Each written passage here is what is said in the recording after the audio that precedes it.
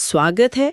आज हमारे सामने जीएल फ्यूंटिस की एक बहुत ही क्या कहते हैं मशहूर कहानी अ लेटर टू गॉड पर आधारित एक विश्लेषण है। जी।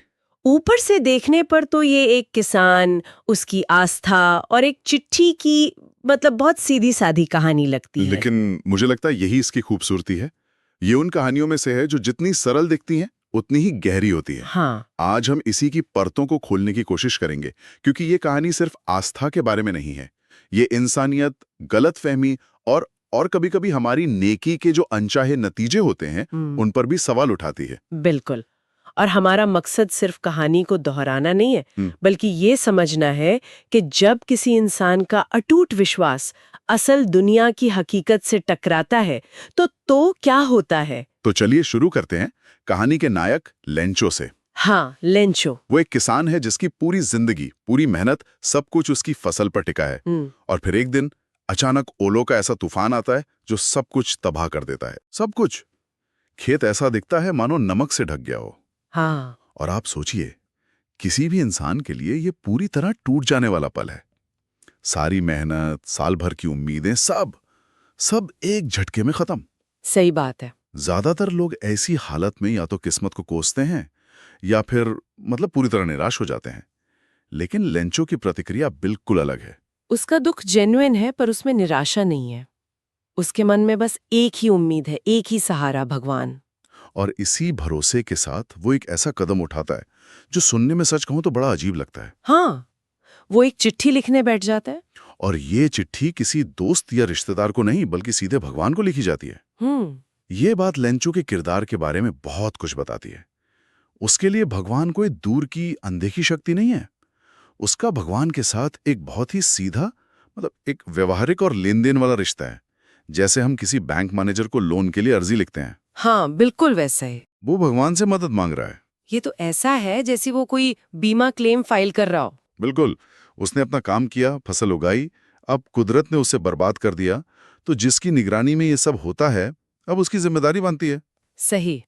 वो 100 पैसों की मांग करता है, दोबारा बीज बोने और अगली फसल आने तक परिवार का गुजारा चलाने के लिए। उसकी आस्था में कहीं कोई शक नहीं है। बिल्कुल नहीं। उसकी आस्था सैद्धांतिक नहीं बल्कि पूरी तरह व्यावहारिक है। उसे पूरा यकीन है कि उसकी चिट्ठी पहुंचेगी और जवाब भी आएगा।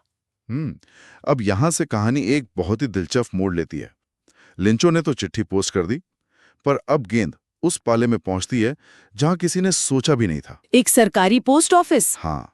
ईमानदारी से कहूं, अगर मेरे हाथ भगवान के पते वाली कोई चिट्ठी लगे तो शायद मैं भी अपनी हंसी नहीं रोक पाऊंगी। कोई भी नहीं रोक पाएगा। और पोस्ट ऑफिस में ठीक यही होता है।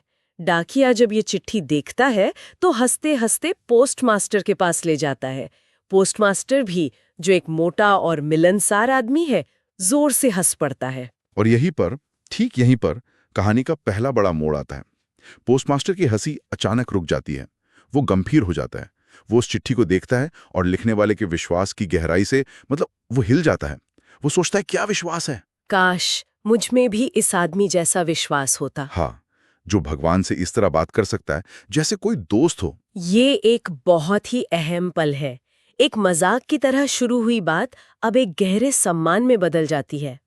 पोस्टमास्टर को एहसास होता है कि ये सिर्फ एक कागज का टुकड़ा नहीं है, ये किसी की आत्मा का प्रतीक है।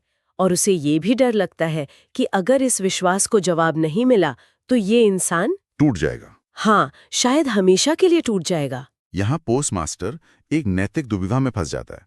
एक तरफ सरकारी कर्मचारी के तौर पर उसका काम इस चिट्ठी को फेंक देना है, लेकिन एक इंसान के तौर पर वो इस खूबसूरत विश्वास को टूटने नहीं देना चाहता।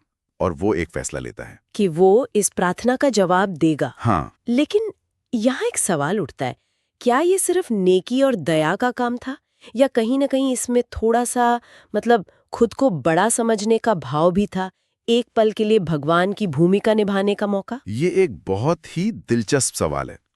कहानी हमें बताती है कि उसका इरादा तो नेक था। वो उस विश्वास को जिंदा रखना चाहता था। लेकिन आपके सवाल में दम है।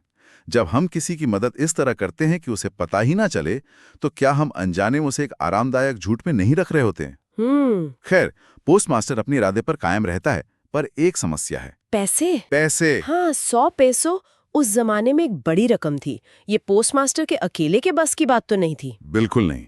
तो वो अपने सहकर्मियों के पास जाता है, वो अपनी तनख्वाह का एक हिस्सा देता है और दूसरों से भी पुण्य के काम में मदद करने को कहता है। और ये देखना भी बड़ा दिलचस्प है कि बाकी कर्मचारी भी मदद के लिए तैयार हो जाते हैं। शायद वे भी उस किसान के सीधे साधे विश्वास से प्रभावित हुए होंगे। ये गुमनाम दान का एक खूबसूरत उदाहरण बन जाता है। वे सब मिलकर लेंचो को नहीं जानते, लेकिन उसकी आस्था उन्हें एक साझा मकसद के लिए जोड़ देती है। वे एक तरह से भगवान का काम कर रहे हैं, बिना किसी श्रेय की उम्मीद के। सही। काफी कोशिशों के बाद वे 100 पैसों तो नहीं, लेकिन 70 पैसों के करीब जमा कर पाते हैं। हाँ, उससे थोड़ा ज्यादा। वे इन पैसों को एक लिफाफे में डालते हैं और उस पर दस्तखत के तौर पर सिर्फ एक शब्द लिखते हैं, भगवान। उन्हें लगता है कि उन्होंने एक बहुत बड़ा काम किया है। उन्होंने एक इंसान की आस्था को बचा लिया है। वो शायद अगले दिन का इंतजार कर रहे होंगे, ये देखने के लिए कि लेंचुक कितना खुश होगा। हाँ, उन्हें उम्मीद होगी कि वो आएगा, खुशी से हैरान होगा और भगवान का शुक्रिया अदा करेगा।